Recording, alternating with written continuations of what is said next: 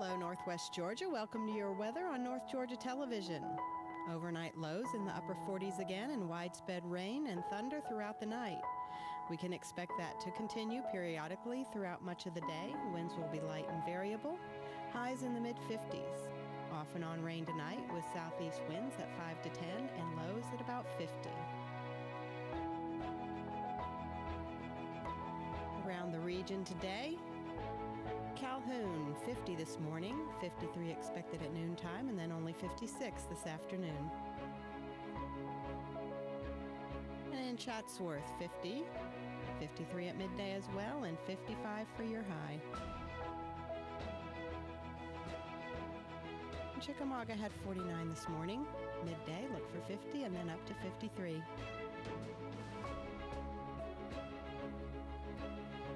Cohutta, 48 was your morning low. Expect 50 at noon, and then 50 is your high for the day.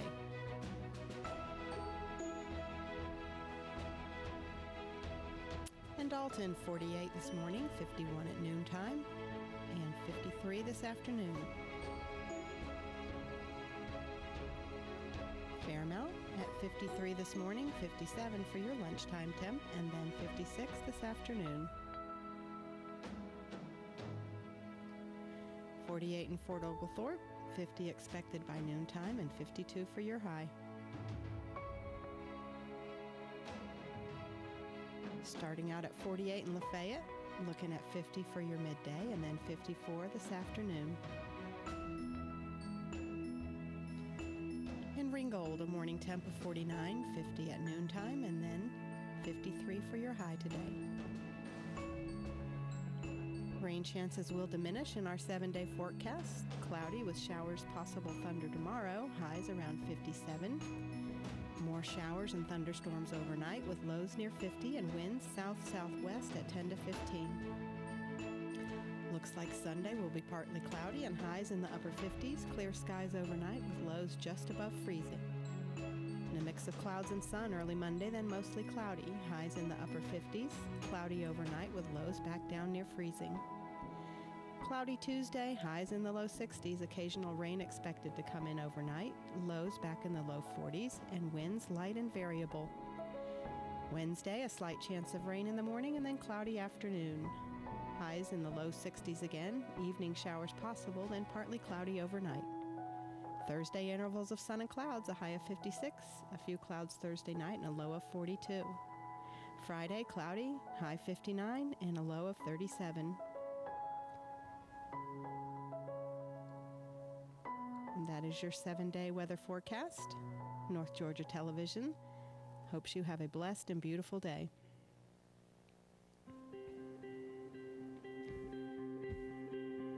Now for the WDNN area obituaries.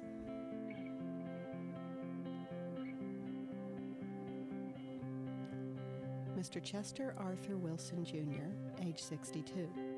Chester Wilson of Dalton passed away Thursday, February 14th at Ridgewood Manor. Funeral service will be held Saturday, February 23rd at 2 p.m. out Mount Perea Baptist Church in Ringgold. The family will receive friends at the church 1 hour before the service. Interment in Ringgold Community Cemetery. Arrangements by Willis Funeral Home of Dalton. Paul Thomas Cranmore, Sr., age 83. Paul Cranmore, Sr. of Tunnel Hill, passed away Monday, February 18th. Funeral service to celebrate the life of Paul Thomas Cranmore, Sr. will be held Friday, February 22nd at 5 p.m. at North Whitfield Missionary Baptist Church in Tunnel Hill, with Pastor James Sanders officiating.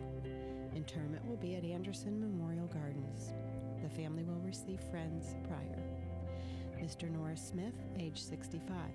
Norris Smith of Rocky Face passed away Tuesday, February 19th. Funeral service will be held Sunday, February 24th at 2 p.m. at Community Fellowship Church of Ministries in Dalton, with Reverend David Thomas and other ministers officiating.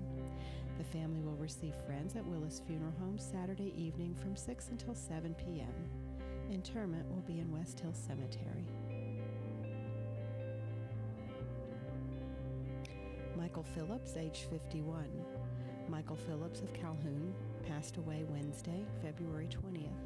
A funeral service to celebrate the life of Michael Phillips will be held at 1 p.m. Friday, February 22nd at Flat Creek Baptist Church in Ellijay, with Brother Rusty Langford officiating. Interment will be at Whitfield Memorial Gardens. The family will receive friends for visitation from 5 to 8 p.m. Thursday evening at Dalton Funeral Home. Ashley Nicole Mathis, age 32. Ashley Mathis of Chatsworth passed away Tuesday, February 19th in Gordon Hospital. Funeral services to celebrate the life of Ashley Mathis will be 2 p.m. Saturday, February 23rd from the Chapel of Jones Funeral Home of Chatsworth, with Reverend Sam Smith, Reverend Walter Hare, and Brent James officiating. Burial will be in the West Hill Cemetery, and the family will receive friends prior. Edward W. Griffith, age 81. Edward Griffith of Calhoun passed away Monday, February 18th at Gordon Hospital. Family and friends will gather to celebrate the life of Edward Griffith on Saturday, February 23rd at 1 p.m. at 138 Curtis Cemetery Road, Southeast in Calhoun. Thomas Funeral Home of Calhoun is in charge of the arrangements for Edward W. Griffith. Marlene Samples Coward, age 78. Marlene Coward of Calhoun passed away on Wednesday, February 20th at Calhoun Healthcare. Marlene was a member of Meadowdale Baptist Church. Funeral services will be conducted Friday, February 22nd at 4 p.m. at Thomas Funeral Home with Reverend Jeremy Kirby. Interment will follow in Chandler Cemetery. The family will receive friends Friday from 1 p.m. until the 4 p.m. funeral service. Richard W. Clark, Jr. Richard Richie Clark of Ringgold passed away on Tuesday, February 19th at the age of 56. A native of Ringgold, Richard made a career in the automotive repair trade. He was the owner of Fisher's Paint and Body Shop. Private services will be held at a later date. The family requests that donations be made to the American Cancer Society in lieu of flowers.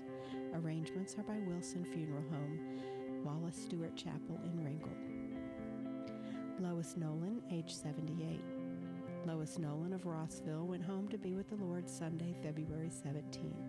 She was a lifelong resident of the Chattanooga and North Georgia area and a member of the Mission Ridge Baptist Church. Funeral services will be held at 1 p.m. Friday in the Chapel of Heritage Funeral Home with Ted Verville and Randy Lynn officiating. Interment will be in Tennessee, Georgia Memorial Park. Mark Webster Trundle, age 73.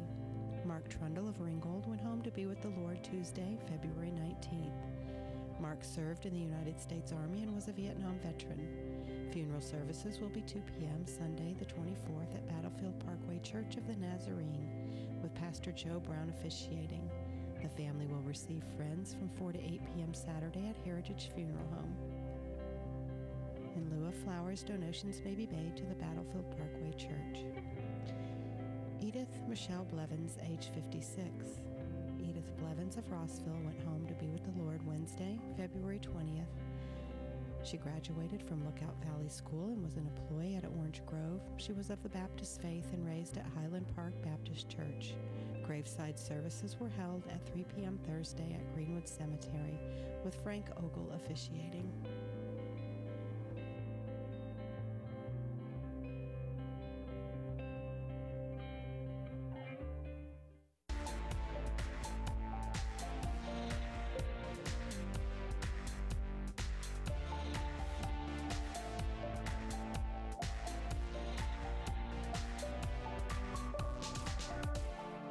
Good morning, Northwest Georgia, and welcome back to WDNN. I'm Aaron Scott. And I'm Adam Scott. Why don't we jump right into it today?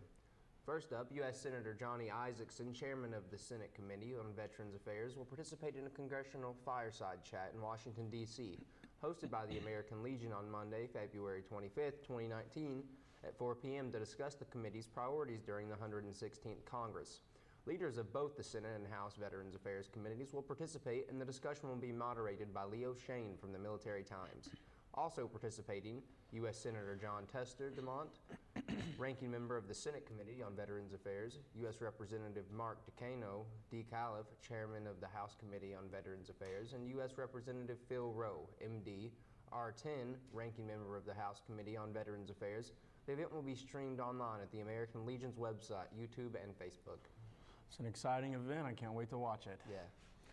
The newly formed House Committee on Healthcare Access heard from a stream of opponents and supporters of the overhaul of the current Certificate of Need, known as CON apparatus. CON governs the construction of expansion of healthcare facilities and services. Provider currently must obtain a Certificate of Need to proceed with such a project. House Bill 198 and Senate Bill 74 would generally replace the CON structure, except as it applies to nursing homes and home health agencies, with a licensing framework easing many of the current rules. House Bill 198 will damage the state's healthcare system. House Bill 198 will improve access to quality medical services. Those detrimental opposed views respond during a passionate, occasionally testy 3-hour legislative hearing Thursday on the high-profile bill, which would revamp the state's healthcare regulatory system. State Rep Matt Hatchett, a Dublin Republican and sponsor of the bill, said Wednesday that the legislation seeks to stabilize rural hospitals, promote transparency among nonprofit hospitals, and drive down healthcare costs and insurance rates. Representative Terry England, an Auburn Republican and also a sponsor, added that they're trying to do what's best for the patient and that it aims to promote access, affordability, and quality of care. The CON debate, meanwhile, has helped elevate health care as a huge issue at the 2019 General Assembly. On February 13th, Governor Brian Kemp introduced his proposal to seek Medicaid and insurance waivers. The former is designed to provide coverage to many of Georgia's uninsured, and the latter would presumably seek to stabilize the health insurance exchange for individual policies. Thursday's focus, though, shifted to the CON bill. Provisions of the House bill include allowing Cancer Treatment Centers of America to add more beds and serve more Georgia patients at its Noonan Hospital, permitting a sports medicine center to be built in Alpharetta, relaxing restrictions on ambulatory surgery and imaging centers, requiring transparency for nonprofit hospitals' financial holdings, setting up separate licensing rules in Metro Atlanta versus the rest of the state, raising the requirements for hospitals to meet certain levels of indigent and charity care, increasing the rural hospital tax credit program from $60 million to $100 million.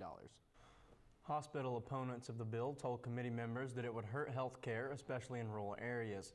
Ethan James, a Georgian Hospital Association vice president, said the legislation would do tremendous damage to our rural health care system. James said 60 rural hospitals in Georgia are against the bill, but Jimmy Lewis of Hometown Health, an association of 48 rural hospitals, said his membership was split on the measure. The industry is far from united on the topic. Grady Healthcare System in Atlanta and HCA, which has several hospitals in the state, have said they are studying the legislation. Even some hospital groups testifying Thursday said they agreed with certain provisions, including the increase in the rural hospital tax credit and financial transparency for nonprofit hospitals. Hospital groups, though, have voiced deep concern about the lifting of restriction of the ambulatory surgery and imaging centers, saying they would siphon off privately insured patients. Lewis of Hometown Health said his hospital members united against easing the surgery center rules. Wellstar Health System's Dr. Rob Schreiner said the state already has a large number of ambulatory surgery centers. Schreiner also said the physician community is split right down the center on CON. Proponents of surgery centers said these facilities can provide high-quality care at a lower cost for patients and insurers, and also would be subject to indigent care requirements. Perhaps the most striking testimony and position came from Piedmont Healthcare, a nonprofit system of 11 hospitals in Georgia. Katie Childers, representing Piedmont, told the committee that while the system supports the current CON framework, they do realize that it may very well be the will of the committee and the legislature to move forward with a new system. She said Piedmont would work with lawmakers, including suggesting amendments, so that we can usher in a new era of health care that most competitive and most cost advantageous for patients.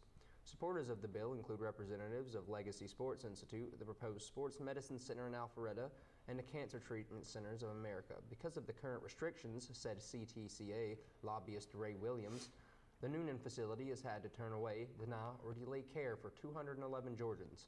The bill would create more access and choice in cancer care, he said. The tone of the hearing turned contentious when State Representative Ed Reinders and Albany Republicans said hospital groups hadn't shown willingness to comprise until the House bill was introduced. Smith, the panel chairman, said at the end of the hearing that he didn't want any form letters from opponents of House Bill 198, There has been a lot of discussion on compromise, Smith said, that if we wait long enough, it will just kind of go away. And he said, that's not going to happen. This is just not going to go away. He concluded his remarks by saying, this is a very important issue. Our mission and goal is to protect the citizens of the state. And you know what? I guess we need a little fixing up in the healthcare system, but I don't know if that's the way to do it. Well, you know, at this point, I haven't done enough research on this specific bill, but this has been an issue for many years, and it will be an issue for many years to come. Yeah, hopefully they'll get that solved. Yes, next up, the Dalton Fire Department responded to a small fire at an industrial site at 310 Brook Hollow Industrial Boulevard. A small release valve from a propane tank was apparently struck by lightning and a flame was showing at the top. The fire department has evacuated an 800-meter area around the structure as a precaution. Crews let the material burn off while monitoring the safety. Nobody has been injured and there was no apparent damage. You know, I send a big shout out to our firemen because those guys are out working hard every single day, making sure we're safe. They're all great people. We've been blessed enough to hang out with a few of these guys, and I'm just glad they're here for us. Yep, that's a fact. We thank you guys for tuning in, and we'll be right back.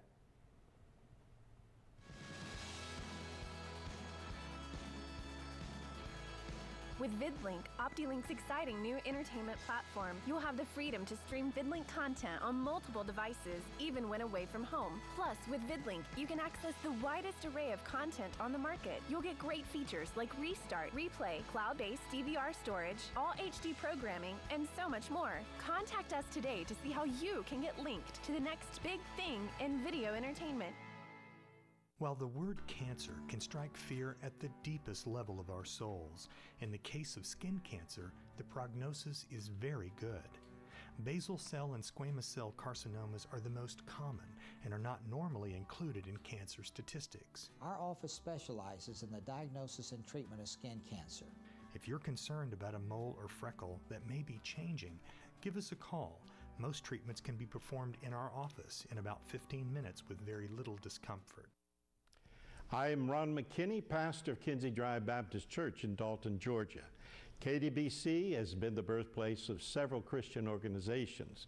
It was the birthplace of Christian Heritage School 30 years ago, and through the Academy of Fine Arts, Labrie Symphonic Orchestra was founded by KDBC members Gene and Betty Lindauer. The ministry of KDBC reaches around the world with the missions of To Every Tribe ministry, and I was a founding member of North Georgia Fellowship of Christian Athletes in 1992. Majesty is the longest running television program on North Georgia television. For 28 years, we have faithfully proclaimed the doctrines of grace. Kinsey Drive Baptist Church welcomes you to visit at 2626 Kinsey Drive on Sunday morning at 11 a.m. Our website is kinseydrivebaptistchurch.com. To God be all the glory.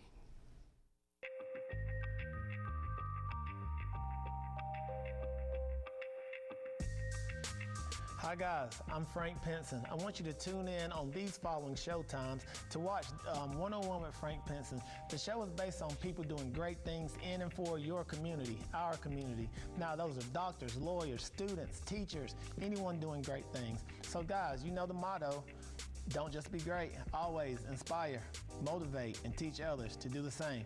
Now that is what we do, and I hope you tune in to WDNN TV. Just click on the website, or you can follow it right here, www.thefrankpinson.com, and watch any episodes you like. See you soon.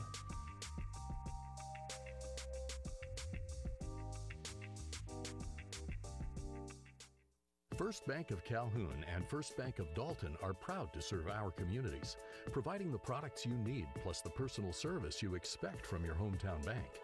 We offer the latest technology, like customized instant-issue debit cards, InstaPay, and more. And with our experienced First Elite bankers, switching to First Bank has never been easier. Stop by and see what sets us apart. First Bank of Calhoun and First Bank of Dalton, your bank for life. Member FDIC. Hi, I'm Judy Elliott, inviting you to join me on Lifestyles for Women show on WDNN TV. This year brings exciting new topics that women like to discuss or just know more about. Subjects like ways to look and feel your very best, travel, family, health, and sometimes just fun girl talk. It's always exciting, and we invite your suggestions. Just message me on Facebook at Lifestyles for Women, or for more information or to watch us online, visit WDNNTV.com, Lifestyles for Women. Hi everyone, I'm Judy Elliott. I'm Jane Marie Wilson. And join us for our second season on Southern Sassy. This season, we are going to do a day in the life of a fireman. We learn how to belly dance and ride horses. And wear our wedding dresses. They still fit, by the way. Only in the front. So join us for that and much more this season. Catch us on OptiLink Channel 6 and WDNN Channel 10. Like us on Facebook, because you never know what you're going to find on Southern Sassy.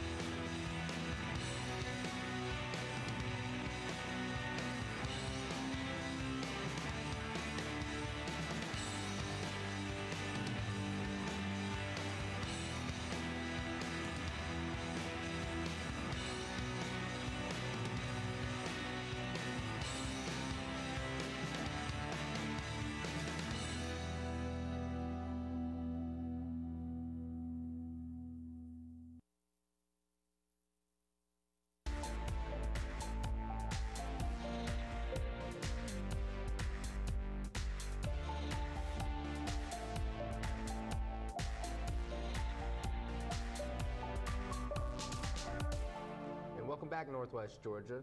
Next up, because officers with the Whitfield County Sheriff's Office are generally the first responders on the scene of an emergency, officials think it's important for the staff to go through CPR and first aid recertification training on a regular basis. Due to the large number of officers, they generally have CPR first aid instructors from outside our agency help them to make sure everything runs smoothly and efficiently as possible.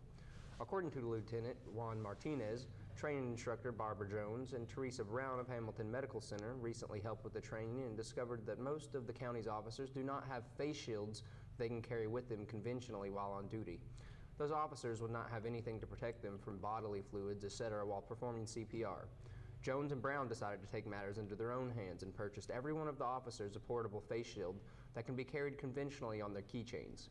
They also gave the officers some candies for Valentine's Day and distributed Valentine's cards made by students from some of the local schools, including Park Creek. All 56 officers from the Uniform Patrol Division and 76 officers from the Detention Division participated in the training and all received the face shields from the two instructors. Lieutenant Martinez said what Ms. Jones and Ms. Brown gave our officers is a huge gift solely out of the kindness of their hearts. Martinez and that their conduct was really appreciated. You know what, I appreciate that because that's important. If these guys don't know who they're performing CPR on, and they might be carrying something, so it's a good thing to have that. Well, you know, personally, I've never heard of a CPR face mask because generally when you have to give CPR, I don't think you have time to put a face mask on. So I wonder if one member of the blue team would mind coming in here and showing us what that looks like. That'd be awesome. I would love that. That would be really cool. Call Next us, up, U.S. Forest Service implements recreation fee changes in Georgia. Starting March 15th, 2019, the U.S. Forest Service will change recreation fees at 18 sites on the Chattahoochee-Oconee National Forest. For sites that are essentially closed, fee changes will take effect on opening day. The Forest Service offers places for hiking, biking, boating, fishing, hunting, nature viewing, and scenic drives. Many of the facilities and services associated with these opportunities are free. However, some do require fees or permits to help maintain, manage, and improve your national forest and grasslands. More than 3 million visitors enjoy the national forest in Georgia every single year. Recreation fee dollars help protect the land and enhance high-quality recreation opportunities. Sustainable recreation experiences reduce maintenance costs for taxpayers while supporting jobs in local communities. Recreation fee dollars are an investment in outdoor recreation that enhance public safety, recreation site maintenance and improvements, educational experiences, informational way exhibits, youth program, partnerships, and interpretive programs. Current and future generations benefit as the funds are reinvested in the facilities and services that visitors love and use every single day. The fee changes establish more consistent pricing for developed recreation sites for the Chattahoochee-Oconee National Forest. Current pricing at many national forest sites have remained static for over a decade and have not kept pace with other recreation sites with similar services and amenities. Many sites have also received various improvements and upgrades.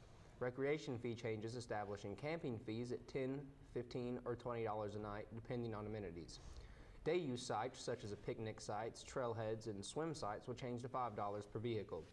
Most shooting ranges would charge to $5 per user. New fees for the Pocket Recreation Picnic Area and Raven Cliffs Trailhead will take effect later this year. These fee changes were presented to the Southern Region Recreation Resource Advisory Committee, RAC, for review and recommendation before approval. The Recreation RAC is a citizens advisory committee that represents a broad array of recreation interests. The Federal Lands Recreation Enhancement Act of 2004 allows the Forest Service to keep 80 to 95% of fees collected to operate, maintain, and improve the recreation sites. If your recreation plans only include visits to Georgia National Forests, purchase the Chattahoochee-Oconee National Forest Annual Pass for $25. A great value, the National Forest Annual Pass provides access for 1 year to many fee sites at popular recreation areas, trailheads, day-use areas, beach sites, shooting ranges, and boat launches on the Chattahoochee-Oconee National Forest. This excludes concession-operated sites, but for more information about recreation fees, please visit www.fsusda.gov/main permits@recreation.com. Next up, graduates of GNTC's Radiology Technology program achieve 100% licensure pass rate and 100% job placement. Georgia Northwestern Technical College is proud to announce that all students in the Radiology Technological program that graduated in the fall of 2018 achieved a 100% pass rate on the American Registry of Radiologic Technologists. According to the director of the Radiologic Tech program, Susan Wheat, they had a total of 14 students to take the AART registry exam, and all of those students passed. The highest score was 97 and the lowest score was 83, so the average score for the class was an 88.2. That's great. She went on to say that in the state of Georgia, there was a total of 414 radiology students who took the ARRT exam with an average score of 82.6%, an exam pass rate of 86%, making their results exceptional. Graduates of GNTC's associate degree program also achieved 100% job placement. Some of the places that these students have gotten jobs include Floyd Medical Center, Redmond Regional Medical Center, Tanner Medical Center in Carrollton, Cartersville Medical Center, and Wellstar Kennestone Hospital. The American Registry of the Radiologic Technologists, AART, is the world's largest organization offering credentials in the medical imaging, interventional procedures, and radiation therapy. There were only 35 radiology schools in the nation that had an average class score better than GNTC, according to Wheat. Georgia Northwestern's Radiology Technology program is accredited by the Joint Review Committee on the Education and Radiology Technology. The JRCERT program of excellence in education and evaluates the quality and safety of patient care through the accreditation and educational programs in radiology and radiography. Georgia Northwestern Technical College provides quality workforce education to citizens of Northwest Georgia. Students have the opportunity to earn an associate degree diploma or a certificate in business, health, industrial, or public service career paths. This past year, 12,785 people benefited from GNTC's credit and non-credit programs with an annual credit enrollment of 7,499 students. GNTC is the largest college in Northwest Georgia. GNTC has an additional enrollment of 5,286 people through adult education, continuing education, business, and industry training. In Georgia Quick Start, for more information about GNTC, visit us at www.gntc.edu. Next up, the Georgia Association Districts is now accepting submissions for poster and photo contests. One of the primary objectives of all conservation districts is to educate the general public on conservation and wise stewardship, educating both children and adults. Conservation districts across Georgia are active in promoting activities, demonstrations, workshops that educate the general public on the value of natural resources. The annual GACD poster contest provides students from kindergarten through 12th grade the chance to have their art displayed as part of the National Conservation Outreach Initiative. Each year, the winning posters reflect the National Association of Conservation Districts, the NACD, annual stewardship theme and highlight the work of conservation districts and their state conservation associations to protect and enhance natural resources. If you are interested in participating, contact your local conservation district. We thank you guys for tuning in here today at WDNN. My name is Adam Scott. And I'm Aaron Scott. And remember, above all, stay classy.